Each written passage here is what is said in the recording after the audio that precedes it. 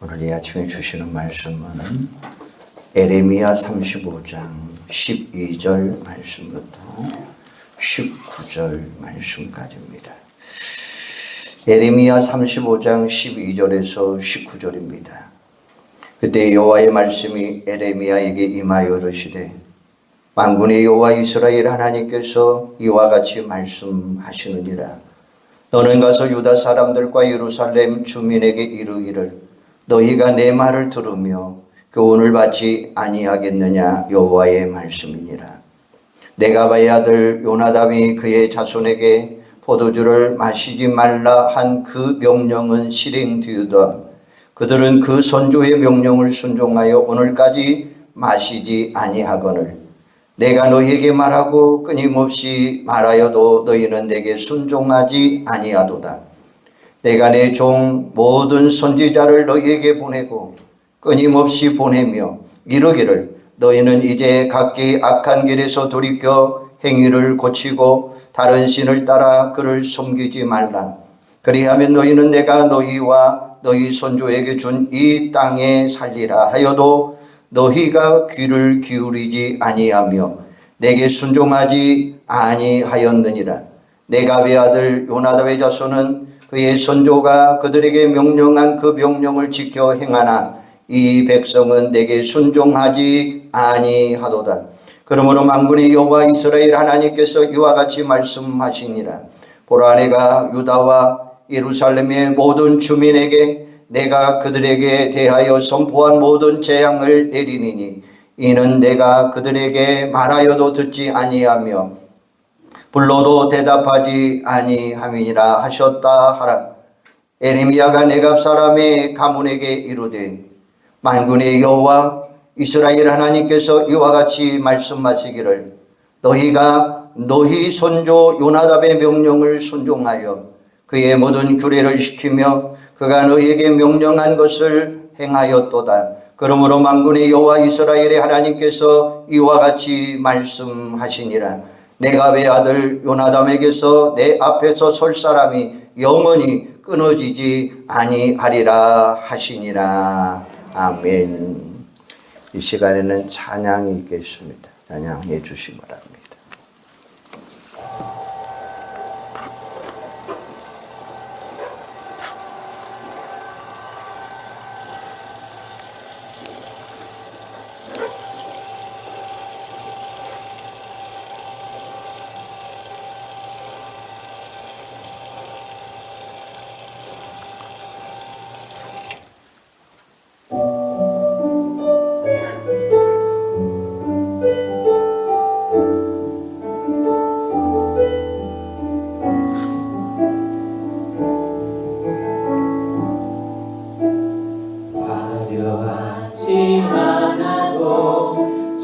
정결하게 사는 삶 가진 것이 적어도 감사하며 사는 삶 내게 주신 작은 힘 나눠주며 사는 삶 이것이 나의 삶의 행복이라오.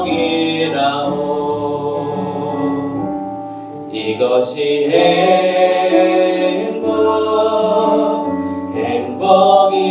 행복이라고. 세상은 알 수 없는 하나님 선물 이것이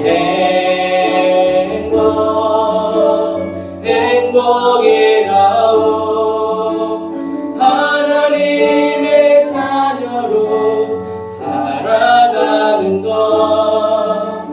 이것이 행복이라오.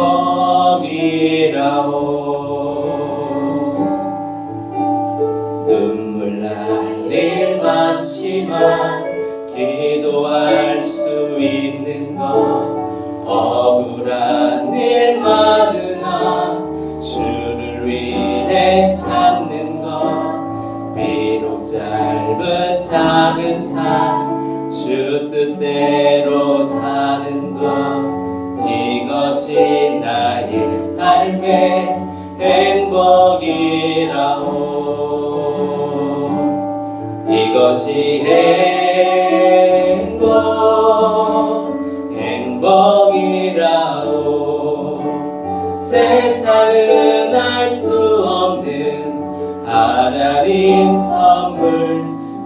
이것이 행복이라오. 하나님의 자녀로 살아가는 것, 이것이 행복이라오.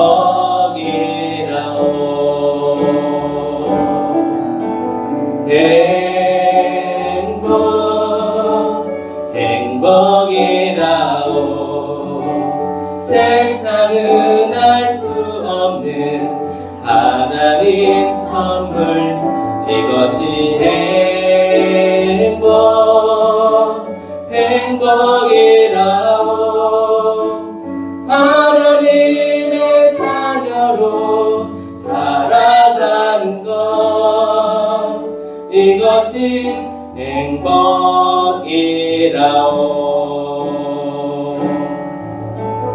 이것이 행복이라오.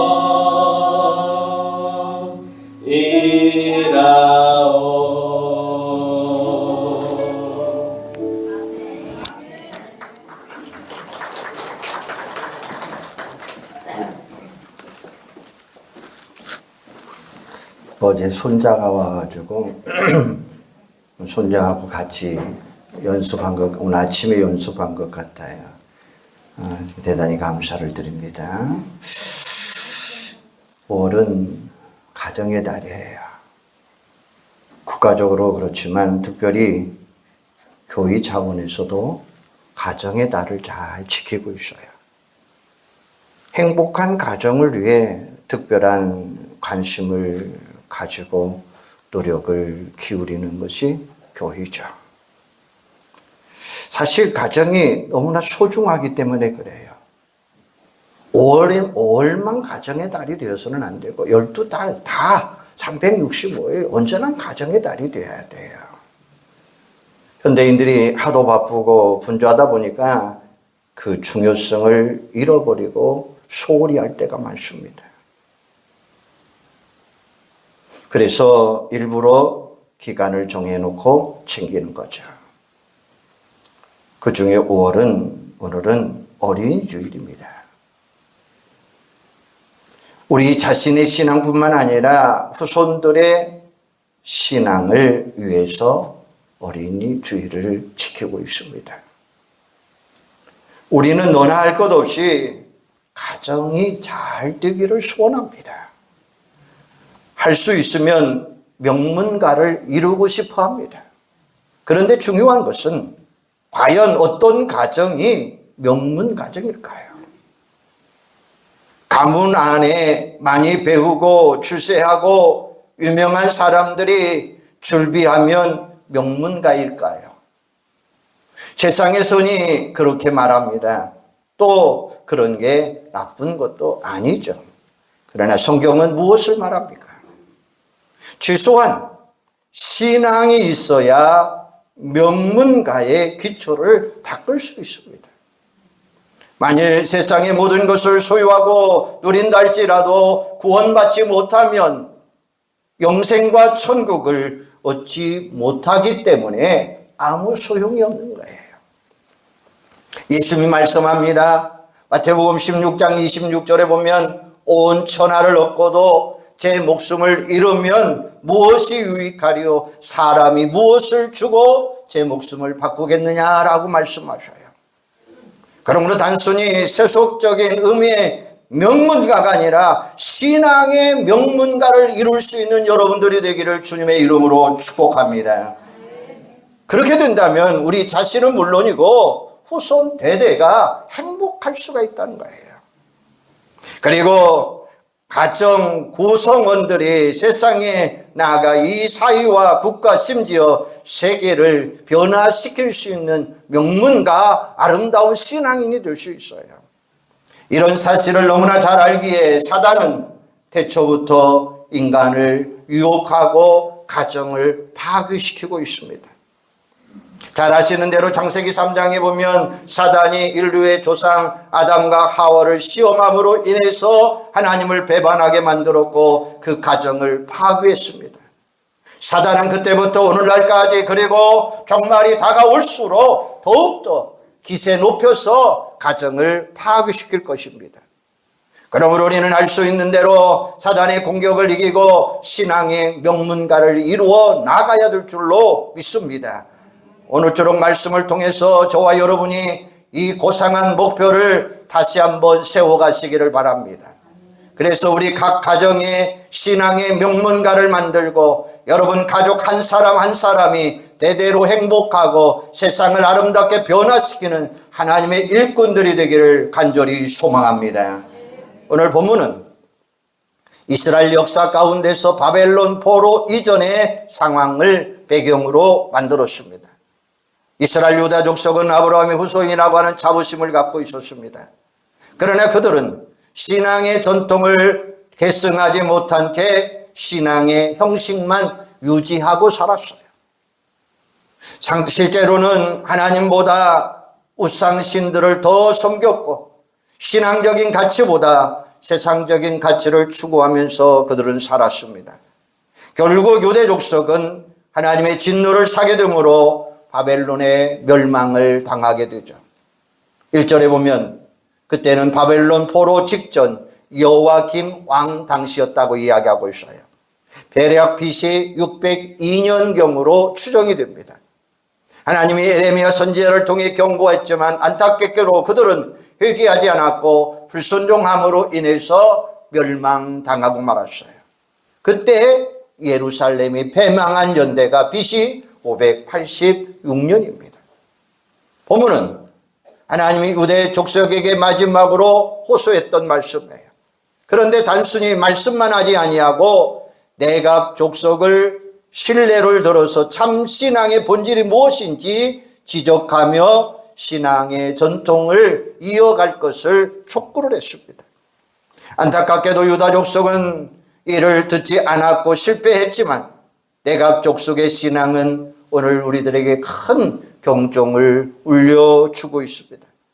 그러므로 여러분은 이 말씀을 붙잡고 유대 족속처럼 멋진, 정말로 멋있는 아름다운 그런 내각 족속을 만들 수 있는 여러분들이 되기를 주님의 이름으로 축원합니다. 오늘 본문에 보면 하나님이 이스라엘에게 한 족속을 소개합니다. 그 족속이 레갑 족속이에요. 그들은 선조의 신앙의 전통을 잘 계승했어요. 그런 점에서 그야말로 신앙의 명문가죠. 바벨론에게 멸망할 수밖에 없는 풍전등화 위기 상황 속에서도 정신을 못 차리는 유다 족속에게는 경종을 울리는 레갑 족속의 이야기. 에레미야 35장을 보면 하나님이 에레미야 선지자에게 특별 지시를 합니다. 레갑 족속을 불러다 놓고 성전의 한 방에 모이라는 겁니다. 그리고 그들에게 포도주를 권해보라고 하였습니다. 35장 2절에 보면 너는 내갑 사람들의 집에 가서 그들에게 말하고 그들을 여호와의 집 한 방으로 데려다가 포도주를 마시게 하라 하시니라. 에레미야는 하나님의 명령이니까 영문도 모르고 그대로 합니다. 내갑 족속은 본래 이방인으로 겐 족속이라고 부르기도 합니다. 모세의 장인 이드로가 이 족속에 속하여 있습니다. 그들은 비록 이방인이었지만 하나님을 경외하는 유목민으로 일찍이 출애굽하고 광야 시대부터 이스라엘에 편입되어 살았습니다. 그런데 놀랍게도 아브라함의 후손이라며 자랑했던 유다 족속들보다 오히려 신앙이 더 좋았습니다. 에레미야가 포도주를 마시라고 권면했을 때 내갑 족속의 반응을 보시기 바랍니다.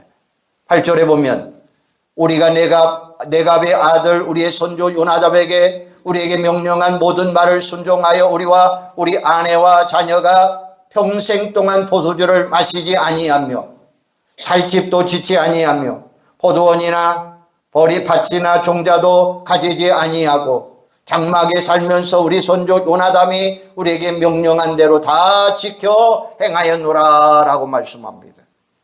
그들의 조상 중에 대표적인 지도자였던 요나답의 가르침이 있기 때문에 안 된다는 거예요. 그 내용이 뭡니까? 포도주를 마시지 말라. 농사도 짓지 말라. 집도 짓지 말고 장막에 거할 것이다 라는 내용이었어요. 그들은 조상들로부터 내려오는 신앙의 전통을 고스란히 계승했습니다. 연대를 따져보면 이미 250년이 훨씬 지났는데도 그렇게 오랜 세월 조상이 가르쳐준 신앙의 교훈을 그대로 그들은 지키고 있었다는 것입니다. 포도주를 마시지 말라고 하는 이야기는 새 속에 물들지 말고 성결을 지키라는 뜻이고, 집도 짓지 말고 농사도 짓지 말라고 하는 이야기는 유목민의 특성을 감안해야겠지만 어쨌든 순례자로서 단순한 삶을 살아가라는 것입니다. 즉 천국을 소망하는 사람답게 세상 욕심 집착하지 말고 검소하게 단순한 삶을 살아가라라는 것입니다. 이런 것들이 언론 보기에는 별것 아닌 것 같지만 사실은 굉장한 것입니다. 앞서 말씀드린 대로 하나님의 선민으로 자부했던 이스라엘 유다 족속조차도 타락한 세대의 순수한 신앙을 지키지 못했던 것이죠. 특별히 존경할 만한 선지자가 권했는데도 자신의 명령, 신앙, 원칙 다르다고 단호하게 포도주를 거절합니다. 그만큼 그들의 신앙은 철저했습니다. 하나님이 이를 칭찬하시고 실물 교육을 삼아 타락한 이스라엘 민족에게 경종을 울리는 말씀이에요. 안타깝게도 그 당시 이스라엘 유다 족속의 신앙 상태가 어디에 있습니까? 본문 16절입니다. 네갑의 아들 요나답의 자손은 그의 선조가 그들에게 명령한 그 명령을 지켜 행하나 이 백성은 내게 순종하지 아니하도다 라고 말씀했어요. 네갑 족속은 그렇게도 신앙생활을 잘하였는데 이스라엘은 하나님의 말씀을 여전히 불순종했다고 하는 말씀이죠.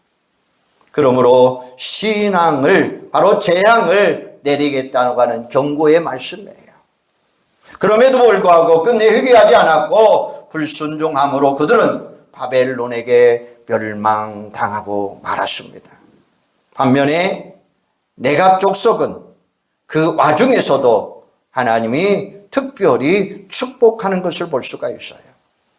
18절에 보면 에레미야가 네갑 사람의 가문에게 이르되 만군의 여호와 이스라엘 하나님께서 이와 같이 말씀하시기를 너희가 너희 선조 요나답의 명령을 순종하여 그 모든 규례를 지키며 그가 너희에게 명령한 것을 행하였도다. 그러므로 만군의 여호와 이스라엘 하나님께서 이와 같이 말씀하시느니라 네갑의 아들 요나답에게 내 앞에 설 사람이 영원히 끊어지지 아니하리라 하시니라. 할렐루야. 여기서 중요한 사실 하나를 확인할 수가 있습니다. 세상의 불신자들은 말할 것도 없고 심지어 신앙의 영식만 갖고 있는 사람들은 참 신앙인이 아니고 결코 신앙의 명문가를 이룰 수 없다고 하는 사실을 분명히 아셔야 돼요. 반면에 네갑 족속처럼 이방인 출신이라도 신앙의 전통을 잘 계승하면 그들이야말로 신앙의 명문가를 이루어 갈 줄로 믿습니다. 동시에 매우 중요한 원리를 재확인하면서 좋은 신앙의 전통을 이어감으로 인해서 여러분의 자자손손이 복받고 축복을 누릴 수 있는 여러분들이 되기를 주님의 이름으로 축원합니다. 신약 시대에도 비슷한 이야기가 하나 있어요. 사도 바울은 예수님을 만나기 전에 유대인 명문가의 일원임을 자랑했습니다. 그런데 예수를 만난 후에 그의 생각이 싹 바꿔집니다. 바로 아무것도 아니고 참 신앙의 본질을 추구하는 사람이 진짜라고 하는 사실을 그가 증거해요. 로마서 2장 28절에 보면 무릇 표면적 유대인이 아니요 표면적 육신의 할례가 아니라 오직 이면적 유대인이 유대인이며 할례는 마음에 할지니 영이 있고 율법 조문에 있지 아니한 것이라. 그 칭찬이 사람에게서가 아니요 다만 하나님에게서니라 라고 말씀하셔요. 표면적 유대인이란 혈통과 할례, 즉 조건적인 것을 자랑하는 유대인은 가짜 유대인이라는 거예요. 오직 성령으로 거듭난 참 신앙인이 있는데 하나님이 인정하는 그 사람, 바로 그게 진짜 그리스도인이요 유대인이라고 말씀하고 계시는 것입니다. 오늘도 마찬가지입니다. 교회에만 왔다 갔다 한다고 참 그리스도인이 아니라는 거예요. 참 신앙의 본질이 없으면 이름뿐인 명목상 그리스도인에 불과하다는 것입니다. 그런 사람들의 가득한 가정은 세상적으로 아무리 잘 나가도 하나님이 인정하는 신앙의 명문가 될 수가 없습니다.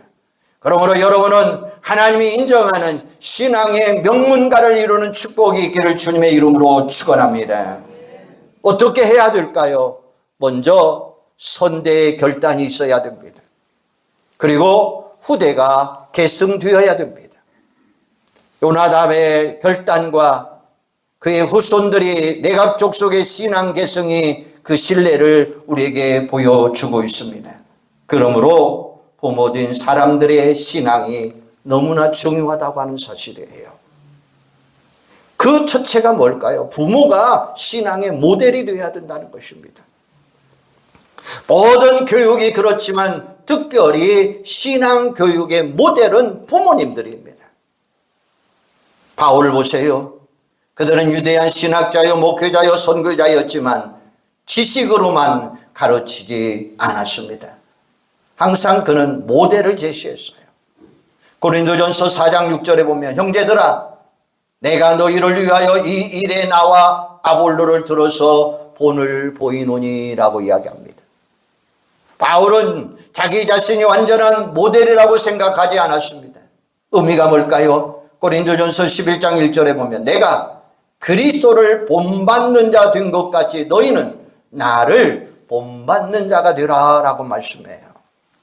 바울은 자기 자신을 본받으라고 말하지만 사실은 자신이 먼저 예수님을 부지런히 섬기며 그를 본받았다고 하는 사실입니다. 아프리카의 성자로 불리셨던 슈바이츠 박사가 어떤 사람이 찾아와서 자녀의 교육 방법을 3가지를 가르쳐 달라고 이야기합니다. 그때 슈바이처가 이렇게 말합니다. 첫째도 본보기요. 둘째도 본보기요.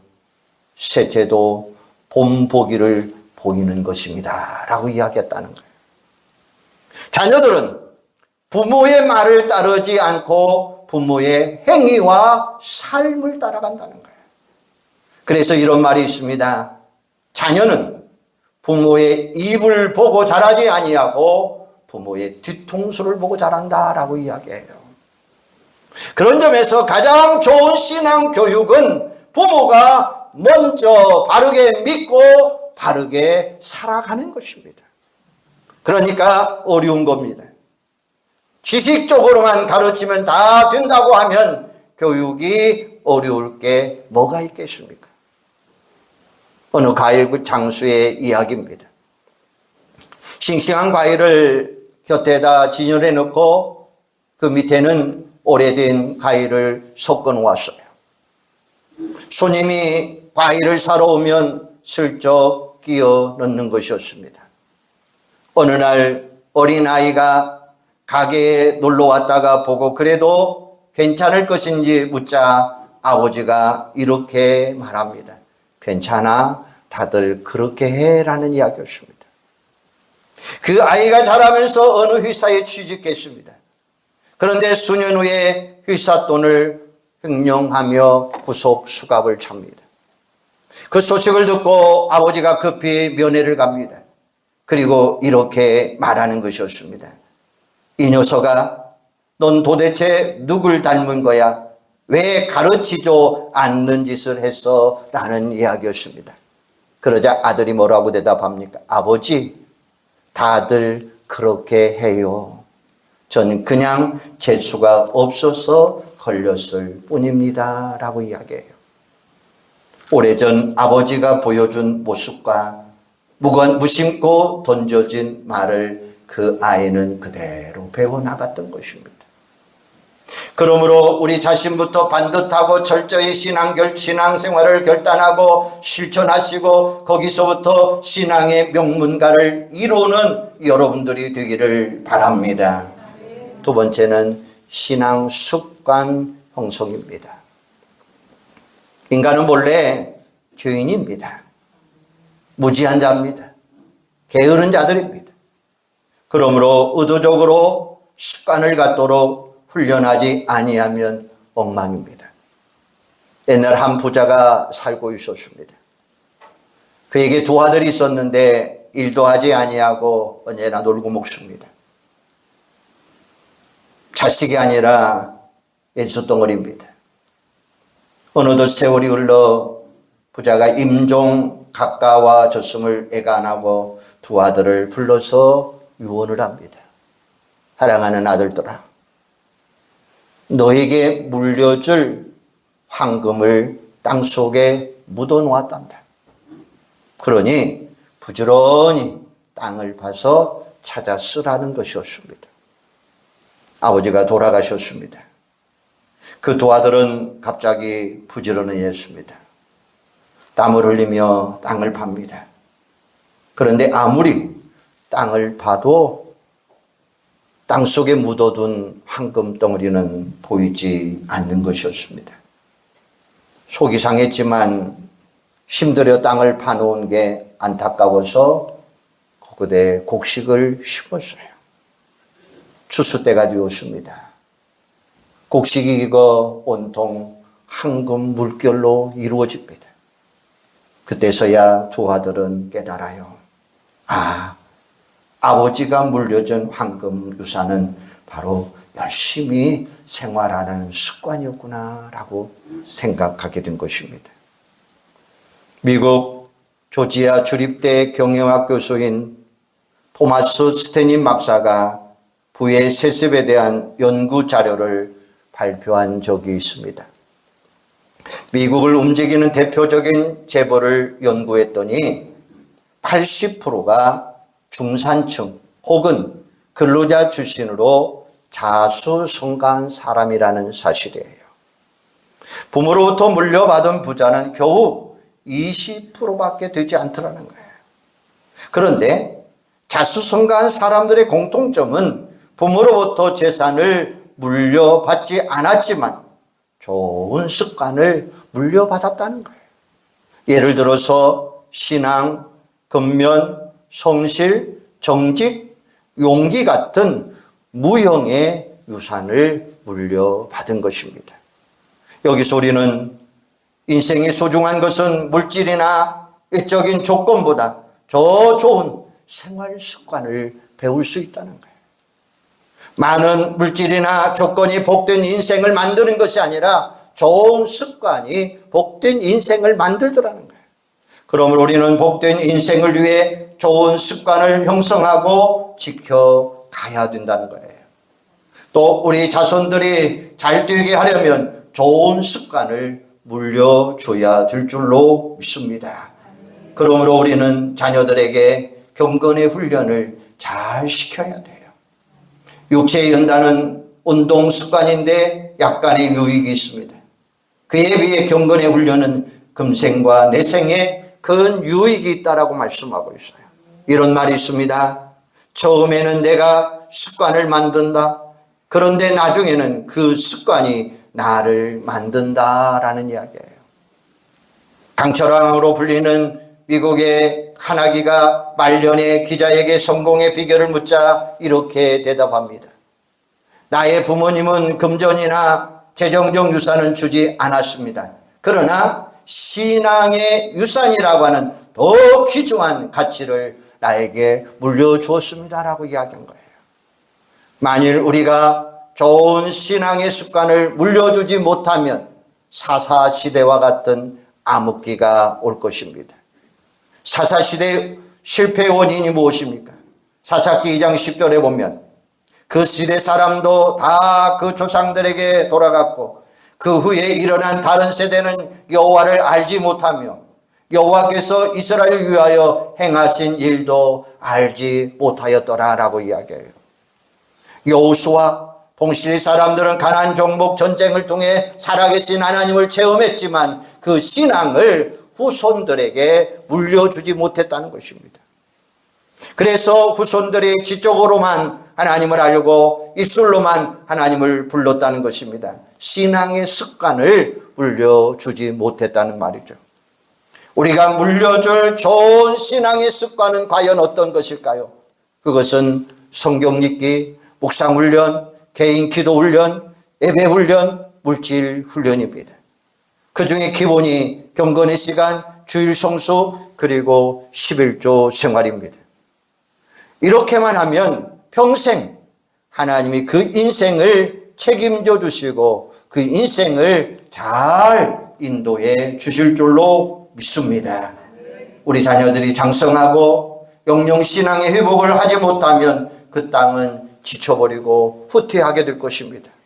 아무쪼록 우리 자녀들에게 좋은 신앙의 습관을 형성시켜줌으로 인해서 그들의 인생을 복되게 하고 여러분의 신앙의 가정이 명문가를 이룰 수 있는 축복이 있기를 주님의 이름으로 축원합니다. 세 번째는 눈물의 기도입니다. 부모는 불완전한 인간들입니다. 잘못할 때도 있고 아무리 자려고 해도 부족한 점들이 많이 있습니다. 그러므로 최선을 다하되 그보다 더 중요한 것은 기도하는 부모들이 되시기를 바랍니다. 결국 인생 만사는 다 하나님 손 안에 있다고 하는 사실이에요. 그리고 자녀들의 마음을 붙잡아주고 그들의 인생을 이끌어 가시는 분도 우리 살아계신 하나님이에요. 그래서 저는 이렇게 생각합니다. 자녀 교육의 마무리, 자녀의 뒷받침 최고는 기도다라는 거예요. 우리가 기도하면 하나님은 우리 자녀들을 책임져 주실 거예요. 시편 126편 5절에 보면 눈물을 흘리며 씨를 뿌리는 자는 기쁨으로 거두리로다. 울며 씨를 뿌리러 나가는 자는 반드시 기쁨으로 그 곡식단을 가지고 돌아오리라. 할렐루야. 눈물로 기도하면 반드시 그 열매를 거두는 날이 올 줄로 믿으시기를 바랍니다. 어느 검사님의 이야기입니다. 사회적으로 잘 나가는 분이었습니다. 신앙의 대상이었습니다. 그러나 고민이 있었습니다. 고등학교 아들이 친구들과 어울리면서 밤낮 유흥가를 휘젓고 다니는 거예요.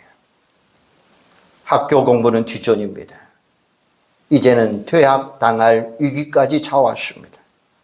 그러던 중에 한 기독교 대안학교 정보를 듣고 입학 상담을 하러 가는 것이었습니다. 담임선생님이 학생의 상황을 묻자 그는 하는 수 없이 이렇게 대답하는 것이었습니다. 저는요, 낮에는 도둑놈 잡으러 다니고 밤에는 제 아들 잡으러 다닙니다. 라는 이야기였습니다. 그 말을 듣고 선생님이 도전했어요. 먼저 아버지의 신앙을 한번 되돌아보시기를 바랍니다. 그리고 아들을 위해 기도하시기를 바랍니다. 아무리 붙잡아 두어도 그 마음까지는 붙잡아 둘 수 없습니다. 오직 하나님만이 당신의 아들의 마음을 변화시킬 수 있습니다. 그러니 하나님께 눈물로 기도하시기를 바랍니다. 라는 도전이었습니다. 다행히 그 검사가 선생님의 말을 듣고 순종을 합니다. 그러자 그때부터 그 아들이 달라지기 시작을 합니다. 마음을 잡고 공부하기 시작을 했습니다. 좀 늦어도 그 아이는 반드시 승리할 줄로 믿습니다. 바로 부모의 기도가 이렇게 위대한 것을 만들어 갈 수 있다는 것입니다. 여러분, 부모된 우리가 정말 중요합니다. 우리가 먼저 그렇게 할 때 신앙이 계승되고 대대로 하나님의 축복이 계승되어 승리할 수가 있습니다. 부디 요나답 같은 신앙의 부모가 되시고 요나답 족속같이 대대로 신앙의 유산을 이어가며 신앙의 명문가를 이룰 수 있는 여러분들이 되기를 바랍니다.